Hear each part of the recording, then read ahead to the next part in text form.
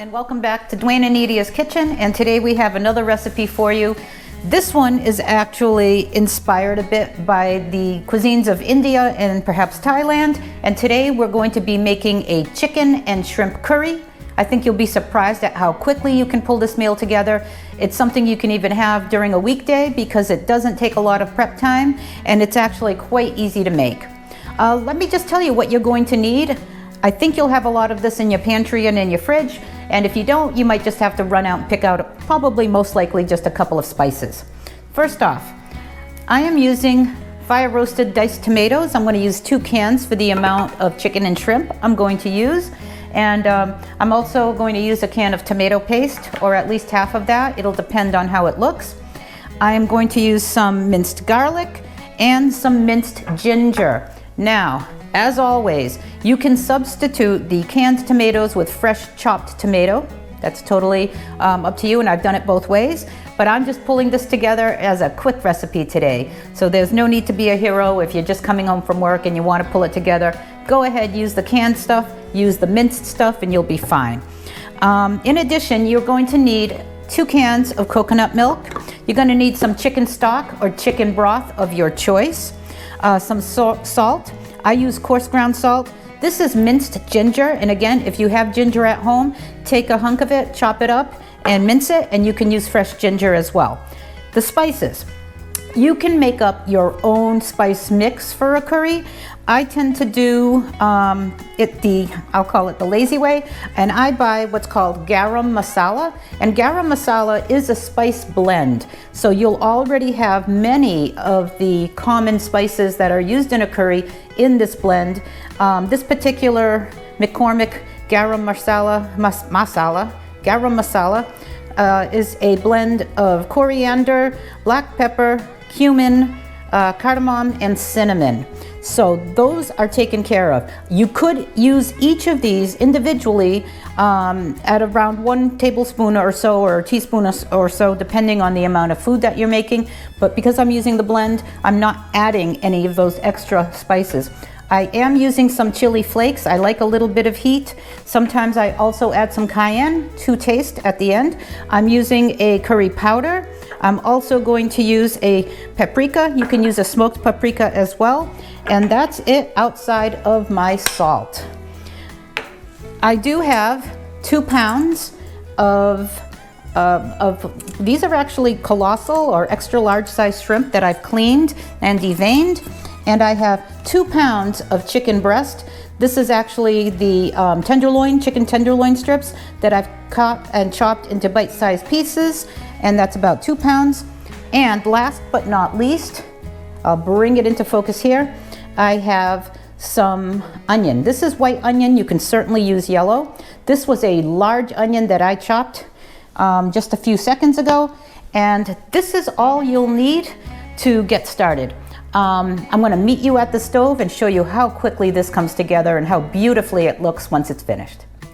Okay, I am here at the stove, and the first thing I'm going to do is add a little bit of oil to the bottom of a fairly deep skillet. And I'm going to put the oil in so it kind of coats the bottom. I'm going with just plain vegetable oil, nothing too fancy. And I will turn it on and just heat up that oil a little bit. And the first thing I'm going to do after the oil heats a bit is I'm going to add my diced chopped white onion. So if you've never made anything that was curry based, you'll probably find that you're amazed at just how easy it is. I thought that the flavors, the aromatics, and everything that I would taste when I went to an Indian restaurant or ordered curry at a Thai restaurant was going to be really, really hard to make. And I'm sure that in the most traditional sense, and with people who really grew up making these fine curries in parts of the world where it's, a staple, will probably make fun of this version. But you know what? It's all about what works for you, and it's all about how simple, and it's really about whether or not you like the taste of it and if you enjoy eating it, and I certainly do. I forgot to mention, but this is one thing we're going to be adding at the very end. This is some chopped green onion or scallion. and I'll add that at the very end. So I'm gonna put my heat up to a medium heat. The oil is hot now, and you can see that I am taking the diced onion, and I'm going to make sure that I cook this onion until it starts to get translucent, and at that time I will be adding the chicken. Okay, you can see that the onion is starting to get translucent and getting softer. I think we're at the point now where it might be just about right to add in the bite-sized chunks of chicken tenderloin or chicken breast. You can certainly also use chicken thighs. I'm not going to put the shrimp in now. It will overcook. The shrimp is absolutely the last thing you put in here. It doesn't get a chance to take on all of the different aromatic flavors of the spices like the chicken will, but that's okay because you don't want rubbery aromatic shrimp. You can see the chicken is in here now. I'm going to lower it a bit. And I'm also at this time going to add a heaping 2 teaspoons of minced garlic and the same, well actually just 1 teaspoon of the minced ginger. Ginger goes a long way. I can always add a little more ginger. I'll add a pinch. I am not someone who measures exact amounts because I'm always making different amounts of protein and meats with my dishes. And I do a final taste test at the end, but I will do my very best to, in the description down below of this video, tell you what the approximate amounts were for all of the different spices. And as I mentioned in the opening, I'm using 2 pounds of chicken and 2 pounds of shrimp. You do want to put this on a medium-low heat now, and you do want to get this chicken cooked. But before that, I'm going to do one other very important thing now, which is start to add spices.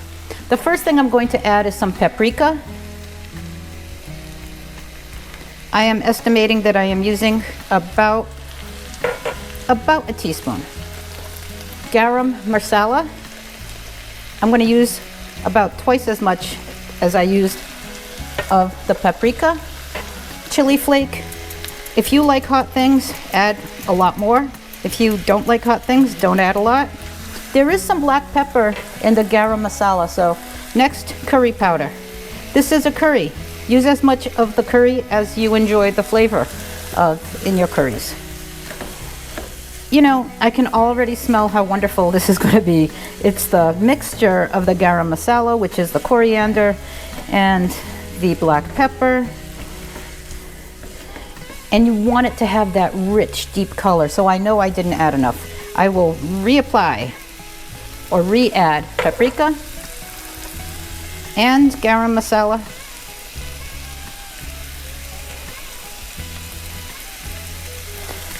As well as a little more curry.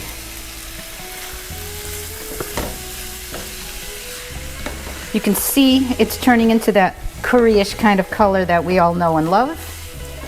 And that's really the judge. I mean, I use color and the aromas that come.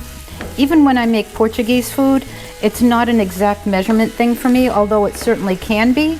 But I love how the dish comes out tasting just a little different every time I make it.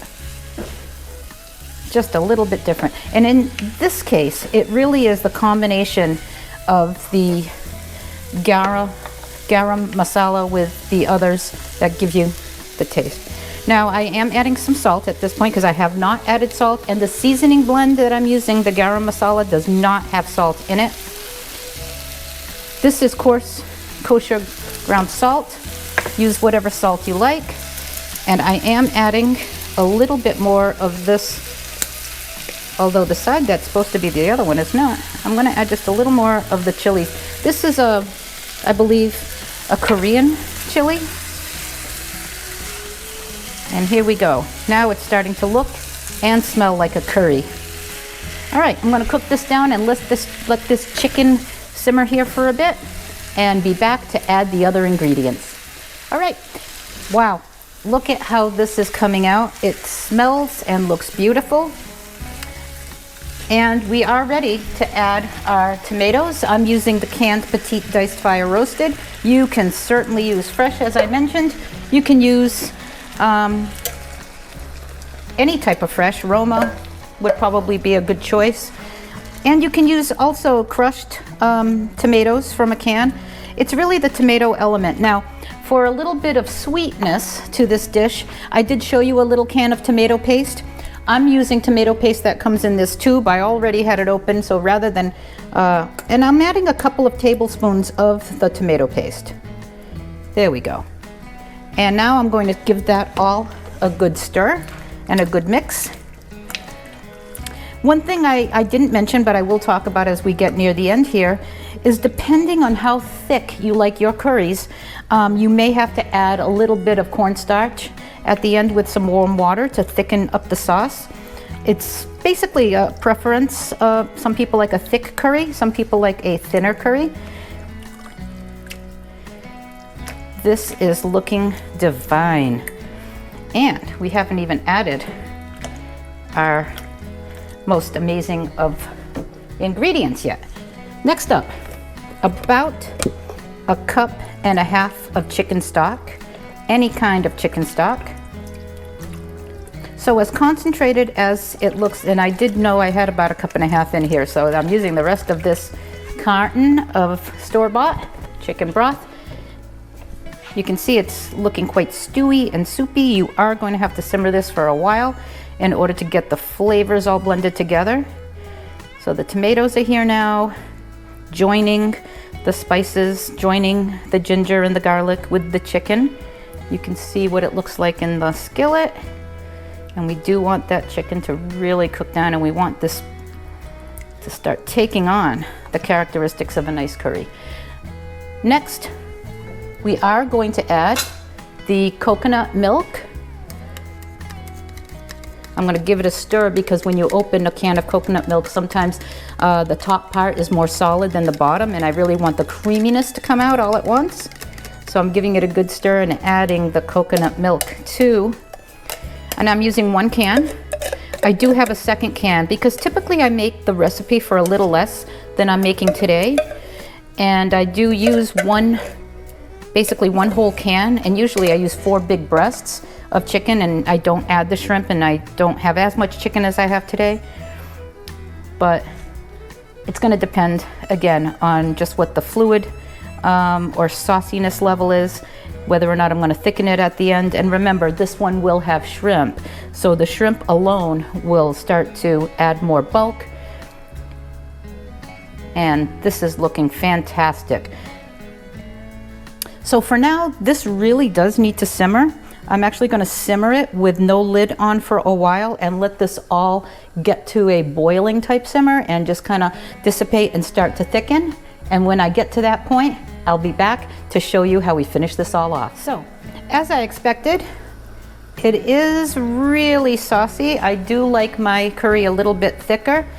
And as I mentioned before, we are, or you may, but I will definitely, if it makes any sense, be making a slurry with water and with a little bit of cornstarch that I'll be mixing in here. That's warm water. I use warm water because it tends to make it easier to get the cornstarch to mix. You can see this is at a rolling, simmering level, a little more than simmer.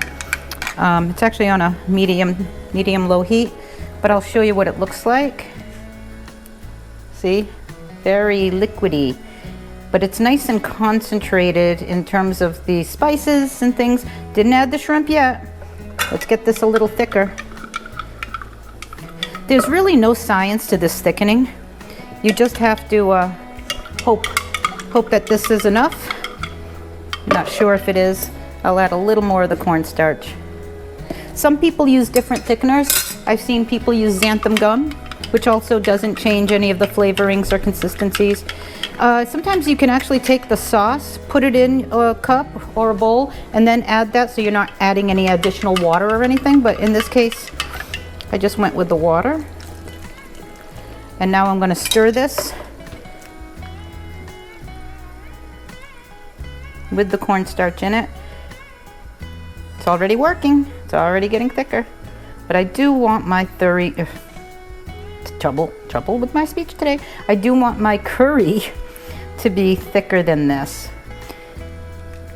And rather than add any additional liquid mixed with this cornstarch, if I see that it's not quite enough, because it is at that state of boiling, I can add the cornstarch directly to this. You can see it's working already though. It's already getting thicker. It's looking beautiful. Let's let this simmer for a bit with the cornstarch and see if the thickness gets to where I really like it. So it's been a little while. I've let this go and simmer without a top or a cover on the skillet. You can see it's really thick now that I've added that cornstarch slurry. You could actually use corn flour, cornstarch, any thickening agent. Really nice and thick now. Smells amazing. Now would be a good time for you to start your rice. So you put a pot of rice or a pot of water and make some rice, or if you've already got rice made in a rice cooker, or if you just want to, make it easy and have some instant rice, just get your rice ready because this is served with rice. And the next thing I'm going to do here, just before finishing this off, is I'm going to be adding the scallion. Gives it a beautiful green, earthy color to it. Mix that in. Wow, it really did thicken up. It really does. I didn't add it to this particular curry, but you can add vegetables. You can add green beans, you can add sweet potatoes, you can add regular potatoes, spinach. You can add any, and if you are more into plant-based meals or vegetarian, you can completely make the same type of curry without using any meats at all. You can make a vegetarian curry. See how thick this is? Now, time for the shrimp. I'm gonna put the shrimp in here. This is gonna cook very, very fast because this is really hot right now. I put the entire 2 pounds. I'm gonna just leave the flame on low for a little bit as I incorporate the shrimp into the curry sauce and into everything else that's in this skillet. But before it gets completely dead white and cooked, I am going to shut it off and just put the cover on so that the shrimp does not continue to cook at such a high temperature for a long time. Don't want it to turn to rubber. You can see what it's looking like now. It's a really nice thick curry. I'm kind of wishing I had got the sweet potatoes in here now. I think that would make it even more amazing. Shrimp is definitely starting to get white. The translucency is disappearing. The shrimp are beginning to cook. And I'm going to let this shrimp cook up for a little bit. And in about a minute or two, I'm just going to cover the lid and let it finish cooking and then show you the final product. We're back. And as you can see, this is done and it is beautiful. The shrimp is cooked. The chicken is in chunks. The sauce is nice and thick. It is nice and hot. Look at this. This is a deliciously smelling chicken and shrimp curry. I did tell you to prepare some rice. I have about half a cup of rice or so here. This is basmati rice that I had made before. I just reheated it. You would serve it with rice and you just ladle this deliciousness right onto the plate like so. Make sure to get the hunks of the chicken and the shrimp on the plate. You can garnish it with a little parsley. But here's a beautiful rice and curry dish. Let's see if Dwayne's coming in from working in the greenhouse and see what he thinks. And that is the chicken and shrimp curry with some basmati rice. Does look good. I hope it tastes okay. I'm gonna try a piece of chicken. Okay. We'll start.